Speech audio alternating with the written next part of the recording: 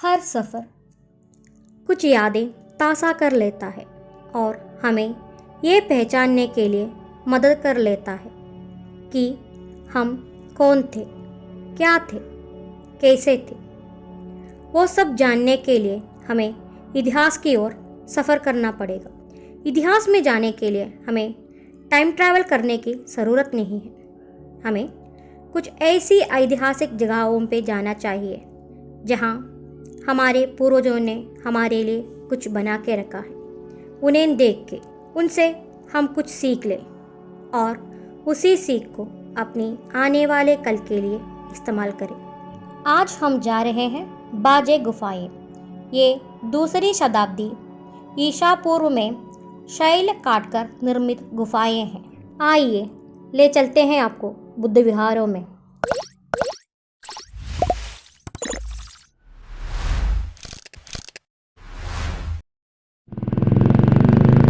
It's me Aroha the rider. सफ़र जो हर कोई चाहता है, और आज का हमारा सफ़र है महाराष्ट्र के पूना जिले में लोनावाला से 12 किलोमीटर दूर बाजा गांव के गुफाओं में। ईसा पूर्व दूसरी शताब्दी में बनाए गए बौद्ध विहार है बाजा गुफाएं।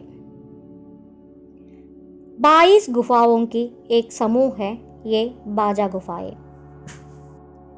पुरातन काल का एक प्रमुख व्यापार केंद्र था बाजा गांव। इस बाजा गांव से गुजरता हुआ एक प्रमुख व्यापार मार्ग था बोरघाट।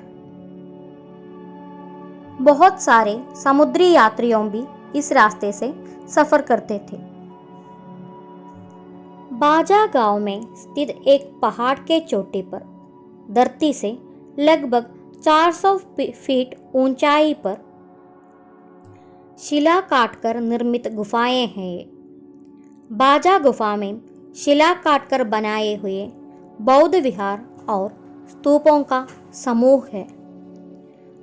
आदि पुरातन काल का शिल्प विद्या और कारीगरी के वजह से, और आजकल ऐसे कारीगरी करने वाले लोगों के अभाव के कारण ये शिल्पकला को, ये कारीगरी को संरक्षण करने के लिए और सम्राट अशोक के समय का धम्म लिपि का लिखित पाए जाने के वजह से आर्कियोलॉजिकल सर्वे ऑफ इंडिया ने बाजा गुफाओं को एक चरित्र स्मारक के रूप में संरक्षित किया गया है।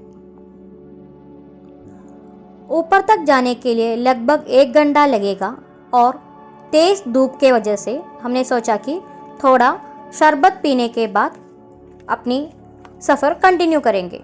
तो इसके लिए हम यहाँ रुक गए। यहाँ 2 बुजुर्ग लोग शरबत बेच रहे थे और उन्होंने कोक्कम वाली शरबत बनाई है। कोक्कम एक ऐसा फ्रूट है, ये कोंकण रीजन में पाए जाने वाला एक फ्रूट है कोक्कम, और इस कोक्कम फ्रूट से शरबत बनाते हैं। और कोक्कम फ्रूट हेल्थ के लिए बहुत अच्छा है। तो हमने कोक्कम फ्रूट का शरबत भी पिया है, नींबू कोक्कम का शरबत, और हमने कुकुम्बर साथ में छाछ भी बनवाया था, क्योंकि इस तेज धूप में ये हमें डिहाइड्रेशन होने से बचाएगा।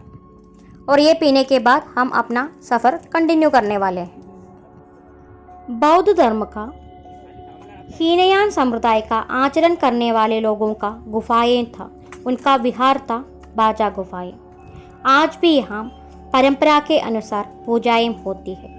हीनयान संप्रदाय फॉलो करने वाले लोगों का एक तीर्थाटन केंद्र है ये बाजा गुफाएं। बाजा गुफाओं को अन्य बौद्ध विहारों से एक स्पेशलिटी है कि यहाँ चैत्य गृह 3 है। तो चैत्य गृह क्या है, तो उसके बारे में मैं डिटेल में बताऊंगी। अभी टाइम 1 बज चुका है और हमने खाना नहीं खाया है और हमें ऊपर तक जाना है, और ये जो हमने अभी शरबत पिया है ये हमें हेल्प करेगा ऊपर तक जाने के लिए। और ये ऊपर जाने के लिए यहाँ ट्रैकिंग नहीं है, हम स्टेप्स बनाए गए हैं। तो ये स्टेप्स का हाइट बहुत ज़्यादा है, तो हम बहुत जल्दी टायर्ड हो जाते हैं ऊपर जाने के लिए। तो आपको जल्दी जल्दी वॉक नहीं करना है, बहुत स्लोली वॉक करके आपको जाना है, क्योंकि 1 घंटे का ही रास्ता है। अगर आप स्लोली वॉक करके जाएंगे तो आपको विदाउट ऐसा टायर्ड फील किए बिना आप ऊपर जा सकते हैं। और हम थोड़ी देर रुके और नीचे का ये सुंदर दृश्य हमें देखने को मिल गया। जितना ही हम ऊपर जाते हैं और नीचे बाजा गांव हमें दिखाई देता था और बहुत खूबसूरत एक गांव था बाजा। बाजा केव्स आने से पहले हम सिंहगढ़ ट्रैकिंग के लिए गए थे। तो मुझे ऐसा लगा सिंहगढ़ ट्रैकिंग के बाद मेरी जो कॉन्फिडेंस है वो बहुत बढ़ गई थी। तो मुझे ऐसा लगा कि ये स्टेप्स चढ़ने से भी बेटर था कि ये ट्रैकिंग करके क्लाइंब करके ऊपर जाना और भी बेहतर लगेगा, ऐसा मुझे लग रहा था। क्योंकि स्टेप्स का हाइट बहुत ज़्यादा है, उसके वजह से मुझे नी में पेन हो रहा था। लेकिन सिंहगढ़ ट्रैकिंग बहुत खूबसूरत एक ट्रैकिंग था। वो एक मिड लेवल का एक ट्रैकिंग है। तो ये पूना में बहुत सारे ऐसे ट्रैकिंग पॉइंट्स हैं। तो उसमें से मैंने अभी तक 2 Malhargarh fort and Sinhagad fort का ट्रैकिंग कंप्लीट किया है। और मल्हारगढ़ का फोर्ट का वीडियोस मैंने ऑलरेडी चैनल पे अपलोड किया है और सिंहगढ़ का ट्रैकिंग वीडियोस मैं जल्दी अपलोड करूँगी।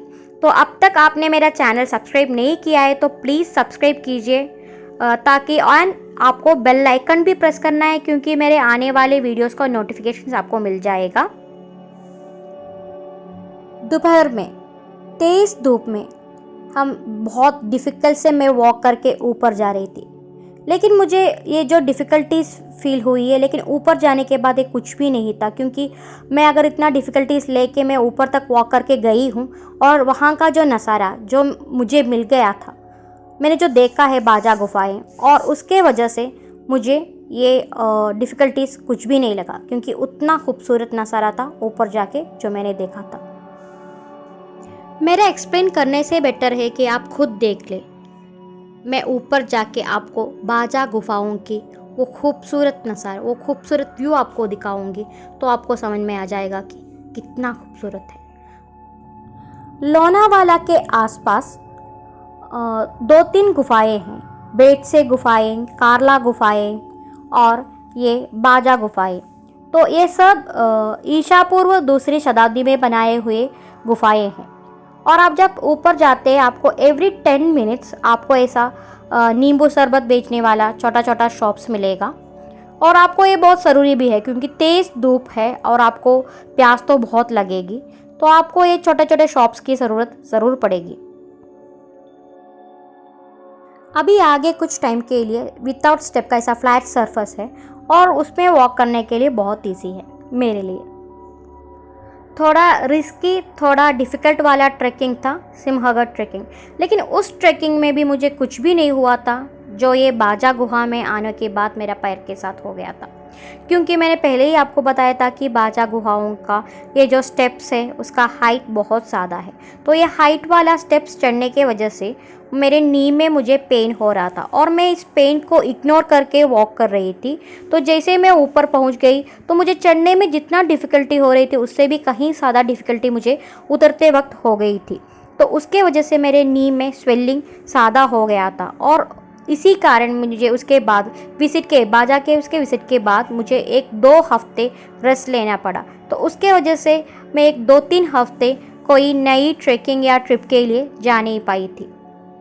फिर भी मतलब इतना डिफ़िकल्टीज, इतना पेन सब सहा। और आप देख सकते हैं कि थोड़ा आगे हमारा बाजा गुफाएं हैं और ये जो देख रहे हैं वो है यहाँ का टिकट लेने वाला प्लेस। तो यहाँ आपको टिकट लेने के लिए कोविड की वजह से आपको टिकट कैश दे के आपको टिकट नहीं ले सकते। आपको यहाँ जीपे, पेटीएम, नहीं तो कुछ भी ऑनलाइन ऐसा पेमेंट ऑप्शंस है तो वो आपको यूज़ करना पड़ेगा, क्योंकि यहाँ कैश लेके वो अभी कैश एक्सेप्ट नहीं करते हैं।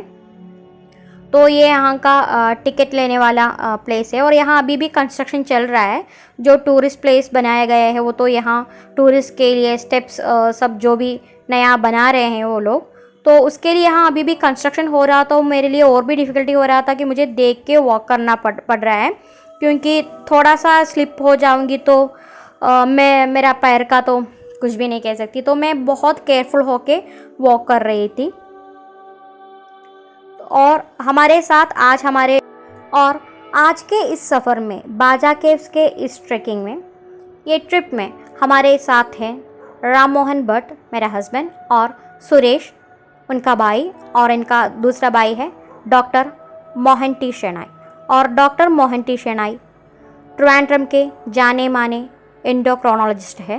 तो वो यहाँ पुणे में एक कॉन्फ्रेंस के लिए आए थे, तो हमारे साथ अभी बाजा केव्स के इस ट्रिप में ज्वाइन किया है।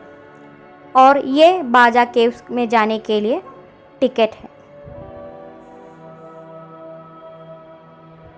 और हम फाइनली 1 घंटे का वॉक के बाद हम अभी ऊपर पहुंच गए हैं। ये है बाजा केव्स का एंट्रेंस। और आज बहुत सारे लोग थे यहाँ, तो हमने सोचा कि कोई नहीं होगा, लेकिन यहाँ बहुत सारे लोग थे।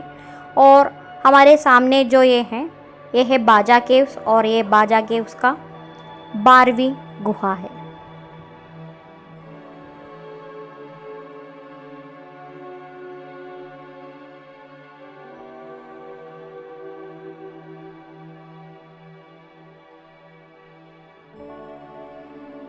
बहुत सारे विजिटर्स हैं आज इस गुफा देखने के लिए। यहाँ सिर्फ टूरिस्ट नहीं हैं, बौद्ध धर्म के हीनयान संप्रदाय का फॉलो करने वाले भक्त लोग भी यहाँ पूजा करने के लिए आ गए हैं।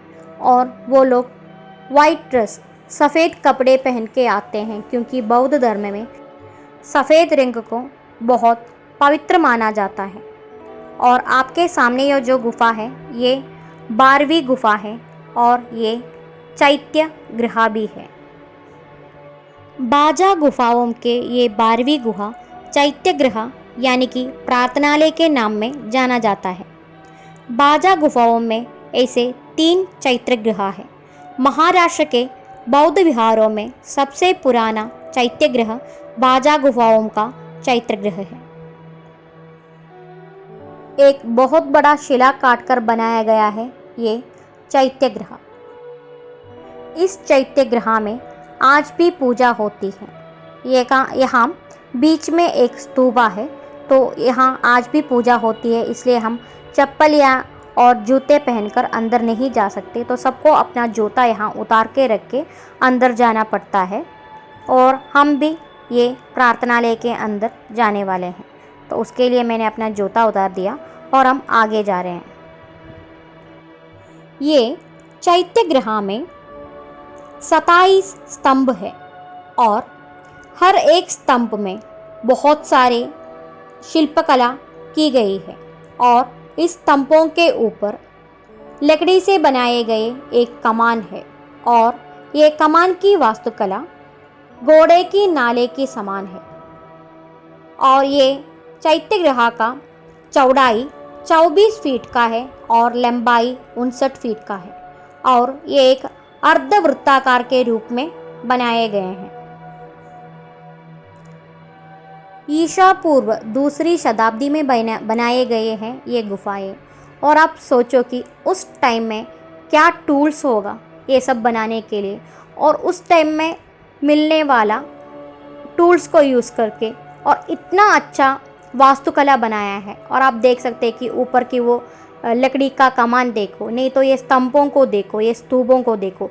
ये बौद्ध धर्म का एक स्तूप है, और इस स्तूप का भी पूजा करते हैं। और चैत्य गृह में स्तूप, जहाँ स्तूप है तो वहाँ बुद्ध का स्थान होता है, और वहाँ लोग आके बैठ के पूजा करते हैं। तो वो 2री शताब्दी में यहाँ जो बौद्ध भिक्षु थे, वो आके इस स्तूप के सामने बैठ के ध्यान में बैठ के अपनी प्रार्थना पूरी करते थे। तो हर एक चैत्य गृह का निर्माण, वो एक आर्किटेक्चर सेम ही होता है।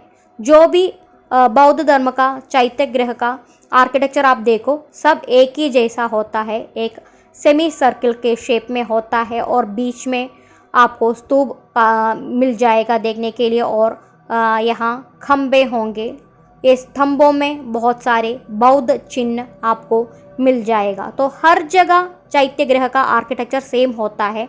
और ये हैं विहारे, बौद्ध विहारे। और बौद्ध विहारे कैसे होते हैं कि उसका भी आर्किटेक्चर हर जगह सिमिलर होता है। बीच में एक कॉमन जगह होती है, और उसके सारे दिशाओं में, सराउंडिंग में एक छोटे छोटे गुफाएं आपको मिलती है। एक लोग के लिए या 2 लोगों के लिए एक कमरा, वैसा आपको मिल जाएगा बीच में एक कॉमन प्लेस होता है और उसके आगे बहुत सारे छोटे छोटे गुफाएं होती हैं। और यहाँ का ये जो गुफाएं हैं, नहीं तो ये विहार है, ये दो लेवल में बनाए गए हैं। एक लोअर लेवल है और एक अपर लेवल है। तो ऊपर जाने के लिए सीढ़ियाँ भी हैं और इसके अंदर बहुत एक कूलिंग इफ़ेक्ट है, क्योंकि बाहर बहुत गर्मी है फिर भी अंदर वो गर्मी नहीं आती है, वैसा बनाया गया है ये उनका विहार केंद्र। और यहाँ बौद्ध भिक्षु ध्यान में बैठते थे, रेस्ट लेते थे, तो उनके लिए बनाए गए हैं विहार। तो विहार क्या होता है कि उनका रेस्ट लेने का प्लेस है और चैत्य क्या होता है कि उनका प्रे करने का प्लेस है। अभी ये विहार एक टूरिस्ट प्लेस है, इसलिए सिक्योरिटी बीच बीच में आके हर एक विहार के अंदर जाके चेक करते हैं यहाँ कोई बैठा है या नहीं, आके सिक्योरिटी चेक करते हैं। जैसा ही वो टॉर्च लगा के देखते हैं, उसी टाइम मैंने थोड़ा वीडियो लिया ताकि मैं अंदर का नज़ारा भी आपको दिखा सकूं। अंदर बहुत अंधेरा था, तो मैं थोड़ा बाहर का नज़ारा देखने के लिए आई थी। और आप जो देख रहे हैं, ऐसा ही स्टेप्स अंदर भी बना के रखा था। हर एक बौद्ध भिक्षु के लिए एक ऐसा सोने का एक जगह होता है। तो यहाँ बहुत मैं क्या कहूँ, एक एसी जैसा एक फ़ील हो रहा था यहाँ। और मेरा भी मन किया कि यहाँ थोड़ी देर बैठ के मैं भी ध्यान में बैठ के देखती हूँ कि कैसा फ़ील होता है।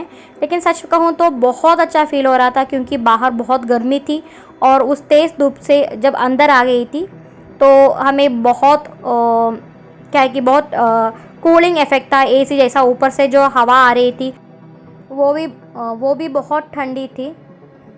सॉरी, लाइव रिकॉर्डिंग में बहुत नॉइज़ था और मतलब मलयालम का लाइव रिकॉर्डिंग बहुत अच्छा आया था, लेकिन हिंदी में बहुत नॉइज़ था तो मैं यहाँ ऐड नहीं कर पाई।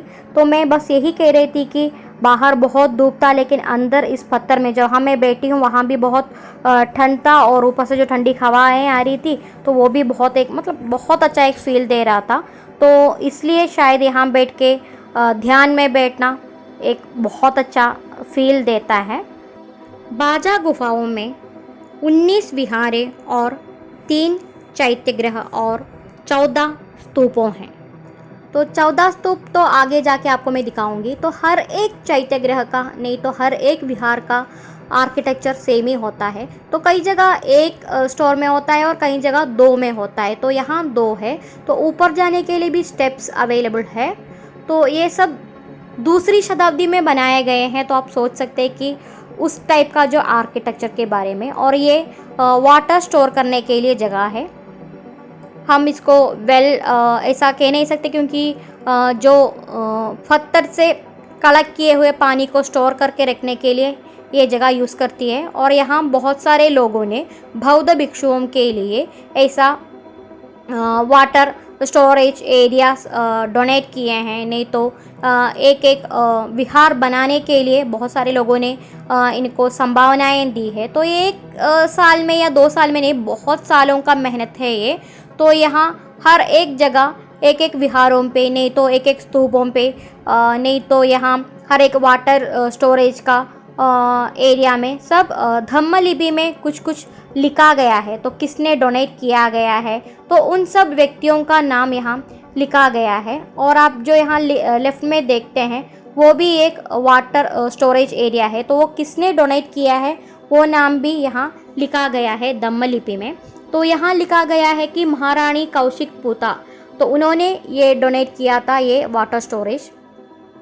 उसी तरह यहाँ 14 स्तूपों का समूह है और उसमें 5 स्तूपों अंदर की ओर है और 9 स्तूपों आप देख सकते हैं।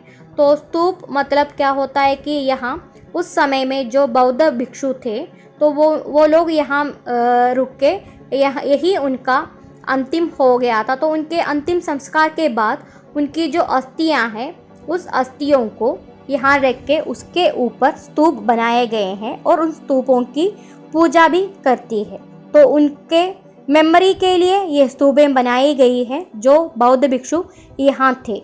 ये बाजे गुफाओं में जो भी बौद्ध भिक्षु थे और वो यहाँ उनका जो अंतिम समय गुजारा गया है उन लोगों की मेमोरी के यादों के लिए ये स्तूपें बनाई गई है। और ये एक 14 स्तूपों हैं। तो ये स्टार्टिंग में हमें नहीं, मतलब ये यहाँ उनको आर्कियोलॉजिकल डिपार्टमेंट ने यहाँ खुदाई की थी, तो उनके बाद उनको ये अंदर वाली 5 स्तूपों के बारे में पता चला था। तो बाहर आपको एक 9 स्तूपाएँ मिलती है और अंदर 5 और मिलती है। तो डीप जाके देखो तो मे बी इसका नंबर बढ़ जाएगा। और स्तूपों में धम्म लिपि में आप देख सकते हैं, धम्म लिपि में ये बौद्ध भिक्षु का नाम भी लिखा गया है। तो एक किसका स्तूप है, किसकी स्मरणार्थ ये स्तूप बनाए गए हैं, वो भी वहाँ लिख गया है धम्म लिपि में। और जिन लोगों को धम्म लिपि पढ़ना आता है, तो मेरे साथ 2-3 लोग थे वहाँ, वो वहाँ खड़े होकर धम्म लिपि का धम्म लिपि रीड कर रहे थे। तो उन्होंने रीड किया है, तो 3 का नाम उन लोगों ने रीड किया था, 3 बौद्ध भिक्षुओं का नाम। एक था आम्पीनिका, दूसरा है धामगिरी, तीसरा है संगधीना। ये तीनों स्तूपों का नाम उन्होंने पढ़ा था। और बहुत सारे स्तूप ऐसे हैं कि वो कुछ लोगों ने, मतलब क्या है कि टाइम के वजह से, नहीं तो कुछ लोगों के वजह से वो तो ख़राब हो चुके हैं, तो वो सब रीड नहीं कर पाए। तो ये सारे स्तूपों को तो खुदाई करते वक्त ही मिल गया था। और आगे जाके और चैत्य गृह है। तो अभी तक ये वीडियो का लेंथ थोड़ा बढ़ गया है, तो मैं यहाँ ये फर्स्ट पार्ट कंप्लीट करती हूँ और सेकंड पार्ट में बाकी चैत्य गृह और बाकी गुफाओं का दर्शन आपको करवाती हूँ। और अभी तक आपने मेरा चैनल सब्सक्राइब नहीं किया है तो प्लीज़ आप मेरा चैनल सब्सक्राइब कीजिए। और अगर आपको ये वीडियो अच्छा लगा तो प्लीज़ लाइक एंड शेयर कीजिए। और आपकी जो राय है वो आप कमेंट में डाल दीजिए, मैं आपको रिप्लाई दूंगी। और प्लीज़ आप ये चैनल को सब्सक्राइब करके बेल आइकन प्रेस कीजिए ताकि आपको मेरा नेक्स्ट वीडियो, इसका सेकंड पार्ट वीडियोस एंड मेरा ट्रेकिंग वीडियोस का, मेरा मोटो व्लॉगिंग का वीडियोस का नोटिफिकेशन आता रहेगा। और तब तक के लिए अलविदा।